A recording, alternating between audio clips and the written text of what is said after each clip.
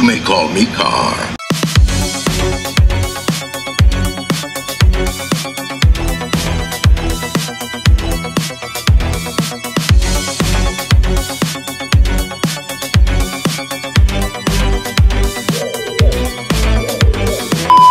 K2000 est une série culte à bien des égards. Elle a marqué les années 80 grâce à son super ordinateur qui se verra évoluer et gagner un peu plus en humanité au fil des saisons. Avec plaisir. Mais avant d'être ce superbe ordinateur altruiste, la maison Knight aura construit un prototype qui aura une programmation bien différente de Kit. J'ai une question à poser. Une erreur de conception qui trouvera sa place au sein du show et offrira un côté mi-figue, mi-raisin de par son absence malheureusement trop importante, mais également par l'incohérence de son existence dans la série. On va parler aujourd'hui du double maléfique de Kit, The Knight Automatic Roving Robot, Car. Je vous conseille d'attacher vos ceintures de sécurité. Dans cette vidéo, nous ferons une rétrospective sur la création de ce personnage, l'importance qu'il aura joué dans la série et pourquoi l'existence de cet antagoniste est une incohérence parfaite. Très bien, si vous tenez à aller jusqu'au bout à votre aise, voilà qui va vous faire réfléchir. Mais pour commencer cette vidéo, je vous propose de retourner dans les archives de la Fondation et de revoir totalement la conception de ce prototype. Dans les années 80, il n'est pas rare de développer des antagonistes qui soient les jumeaux parfaits des héros. Ces antagonistes peuvent avoir parfois de véritables affiliations familiales avec nos héros, mais ils sont surtout le miroir qui mettra en lumière toutes les zones d'ombre que nos protagonistes peuvent avoir. Et cette écriture scénaristique porte un nom, le doppelganger. Je ne sais pas de quoi tu veux parler, Michael. Non, sincèrement. Un mot allemand qui signifie sosie ou double d'une personne vivante. Il désigne le double fantomatique d'un protagoniste ou plus précisément son jumeau parfait. Dans le folklore, le doppelganger n'a pas d'ombre et son image n'est pas reflétée par un miroir ou l'eau. Il est supposé donner des conseils à la personne qu'il imite, mais ces conseils peuvent induire en erreur et être mal intentionnés. Ils peuvent aussi en de rares occasions semer la confusion, en apparaissant devant les amis et proches de leur victime ou en induisant des idées dans l'esprit de leur victime. Les frères Grimm sont d'ailleurs assez friands de cette structure narrative dans leurs œuvres, mais celle qui est sûrement la plus célèbre est l'œuvre de Robert Louis Stevenson, Dr. Jekyll and Mr. Hyde.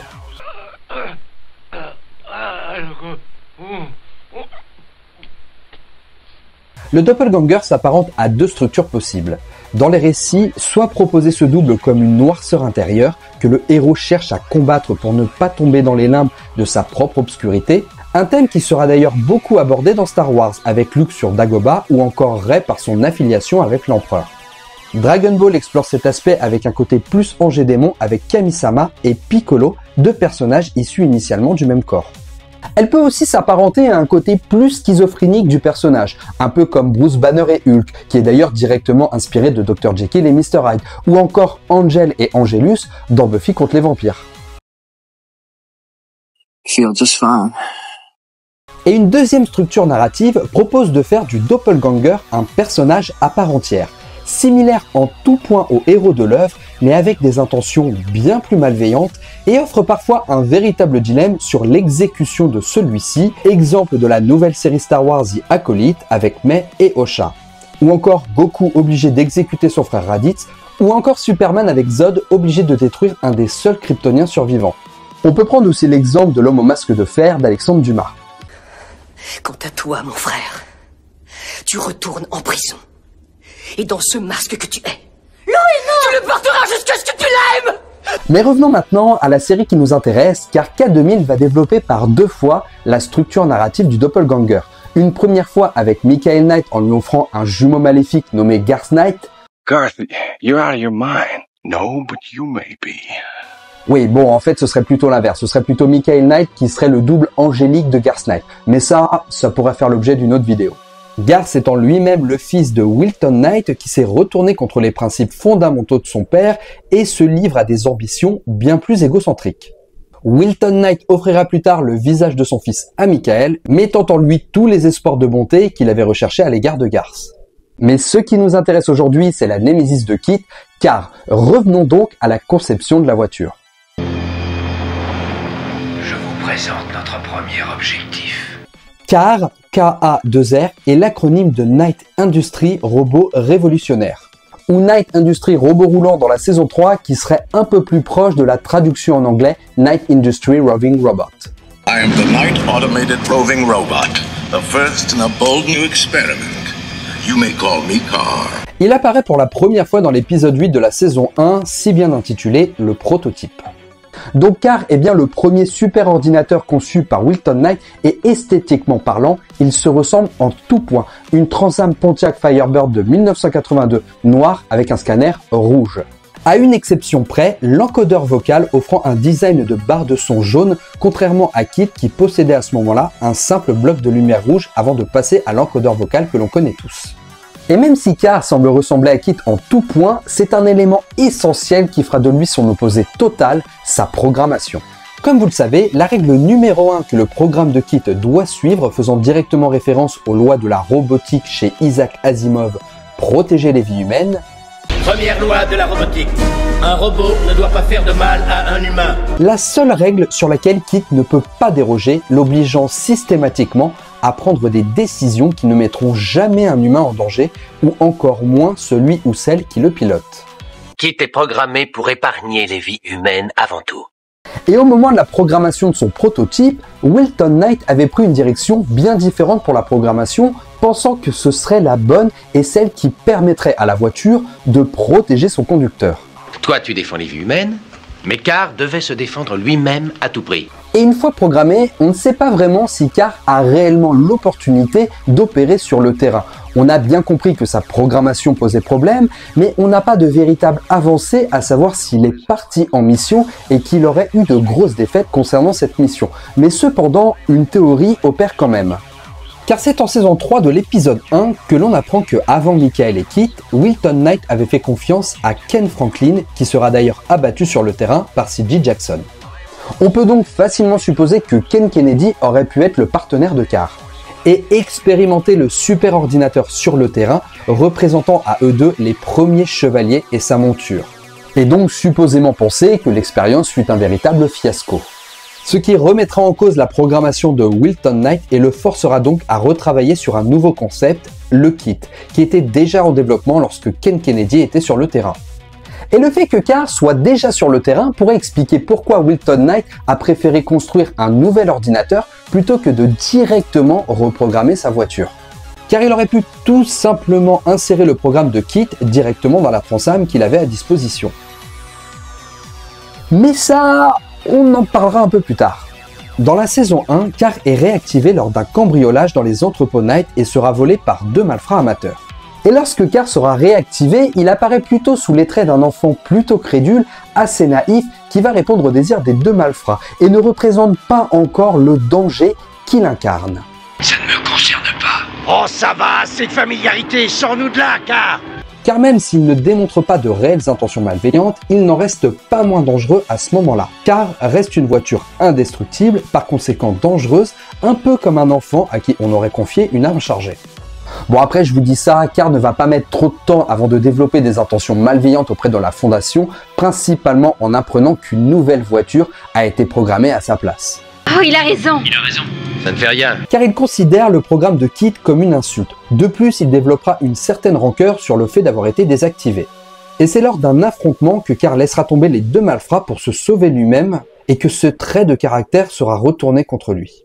À l'initiative de Michael qui le mettra au défi et celui-ci voulant se protéger ira s'écraser sur des rochers et explosera dans la mer. Donc à la fin de cet épisode, on apprend deux choses. La première, c'est que la structure moléculaire est pas si indestructible que ça, étant donné que la voiture va littéralement exploser contre les rochers. Et la deuxième, c'est que quand on crée ce genre de personnage, il vaut mieux ne pas le faire mourir directement dans la série, car le public va tellement aimer le prototype que les scénaristes vont réussir à faire revenir le personnage en saison 3, mais vont être obligés de jouer la pirouette scénaristique.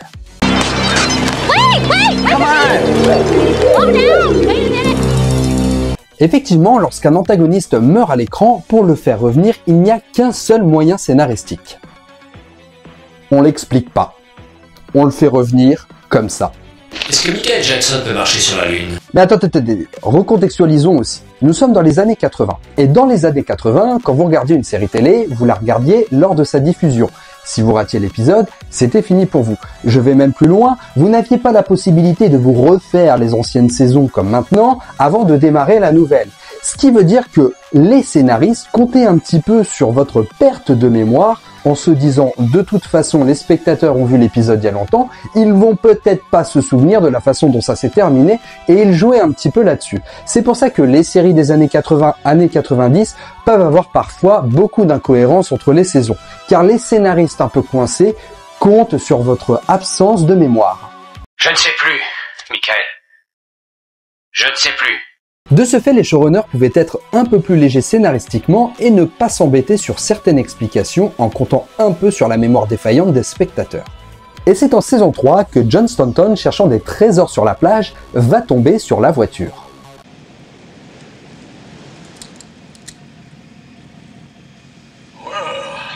Dans cet épisode, Carr fait un retour fracassant, bien plus mature et bien plus machiavélique, et va mener totalement l'affrontement face à Kit jusqu'à leur confrontation finale où Kit remportera le combat. Et la mise en scène de l'épisode sera tout bonnement splendide.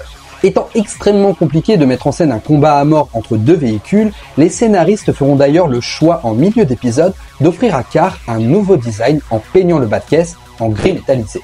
On notera d'ailleurs le changement de couleur du scanner de Carr qui deviendra jaune pour coller plus au décodeur vocal de la voiture. Très amusant. Kit sortira victorieuse du combat, mais les scénaristes ayant appris de leurs erreurs, laissant une porte ouverte à un éventuel retour. L'épisode se terminant sur un cliffhanger, constatant le processeur de Carr encore allumé au milieu des débris. Cependant cette fois-ci, Carr ne fera pas son retour dans la série et on le reverra dans une autre œuvre. Le personnage sera tout de même adapté dans le soft reboot de 2008, devenant littéralement un Transformers. Et soyons tout à fait honnêtes, ce concept tient pas vraiment la route, car pourquoi construire un prototype qui peut se transformer en robot, si pour qu'au final, la voiture définitive ne peut seulement se transformer qu'en véhicule. Et en plus de ça, la série étant un soft reboot, cette existence est encore une fois une parfaite incohérence. Mais ça aussi, je vous le développe un peu après. J'accepte le combat. Mais là où nous allons véritablement retrouver Carr, ce sera dans l'adaptation de la série en jeu vidéo. Dans le premier jeu, Kit devra affronter Carr et le laissera pour mort, la voiture disparaissant dans les abîmes de l'océan.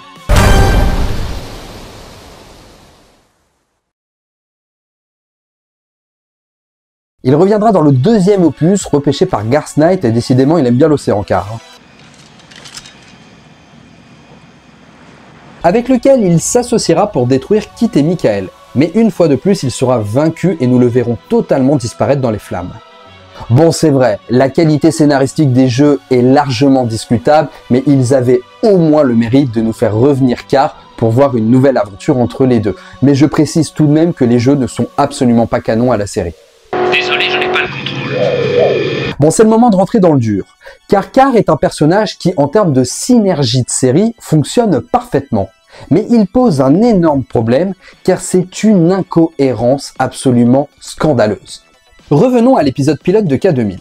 Lorsque Michael Long se fait tirer dessus dans le désert, il est déjà en possession d'une Trans Am Firebird de 82. Lorsqu'il se réveille de son coma chez Wilton Knight, Michael veut récupérer sa voiture pour assouvir sa vengeance et Devon lui présentera son véhicule, Michael précisant bien « c'est bien la voiture que j'ai laissée dans le désert ». Bon, pour vous la faire simple, le programme de Kit a été installé dans la voiture de Michael, ce qui laisse supposer que Wilton Knight n'avait pas forcément prévu de mettre son programme dans une Trans Am Firebird de 82. Vous commencez à voir où je veux en venir. Qu'est-ce que tu disais, vieux? C'est pourquoi nous sommes totalement en droit de nous poser la question de comment est-ce possible que Carr soit également une Pontiac de 1982. Alors soit on peut se dire que c'est une coïncidence absolument parfaite et que ça tombe hyper bien pour Wilton Knight, ou alors que la Pontiac Firebird de 82 était une voiture extra populaire. Les usines Knight t'ont conçu à mon usage. Tu es le cerveau de ma voiture, Kit. Mais la vérité est tout autre, car en réalité, on reprend un petit peu les préceptes que je vous donnais tout à l'heure. Les scénaristes ne s'embêtent pas à tout expliquer, comptant un petit peu sur le fait que les spectateurs ont vu les épisodes depuis quelques temps et qu'ils ne vont pas forcément faire le lien sur ce type d'incohérence. Et je reviens également sur la version de 2008 qui n'aurait jamais dû exister. Car comme je vous le disais, la série de 2008 est un soft reboot, et donc une suite directe à la série de 1982, où Mike Tracer est d'ailleurs le fils de Michael.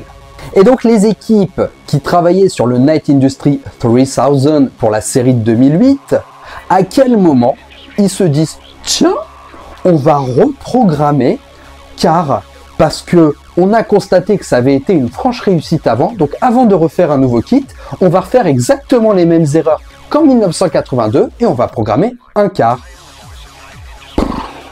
C'est encore une très bonne automobile. Très bonne automobile, mais Kit n'est pas une automobile. C'est le meilleur partenaire du monde. Qu'est-ce que vous voulez, le transformer en poussette? Et pour couronner le tout, on va faire en sorte que Car puisse se transformer en robot et on va l'armer comme un malade. Donc c'est la compétence de qui qu'on remet en question? Celle des scientifiques ou celle des scénaristes? Appréciez tout ce que vous avez fait, Dr. von Vormann, mais la balle est dans mon camp maintenant. Donc soyons tout à fait honnêtes, la présence de Car dans le soft reboot cherche tout simplement à faire du fan service. Et n'a aucun, mais alors aucun intérêt scénaristique. Bon, maintenant il faut se le dire, au-delà de ces incohérences, le personnage de Car est vraiment devenu un personnage emblématique de la série. Il est plutôt bien abouti, bien écrit et met en exerce la complexité d'une programmation qui prend le risque de mettre à mal les hommes. Et c'est véritablement dommage de se dire que si on s'attache à toutes ces petites incohérences dans la série, techniquement l'existence du personnage n'aurait jamais dû avoir lieu. Par contre, si on arrive à faire preuve de souplesse en faisant abstraction de ces incohérences qui ont toujours existé dans énormément d'œuvres, Car est l'écriture quasi parfaite de ce que doit être un doppelganger. But I am the genie. I can make all your dreams come true. Et nous terminerons là-dessus. Merci beaucoup d'avoir suivi cette vidéo jusqu'au bout. J'espère qu'elle vous aura plu. N'hésitez pas à liker, partager et me dire dans les commentaires ce que vous pensez de cet antagoniste.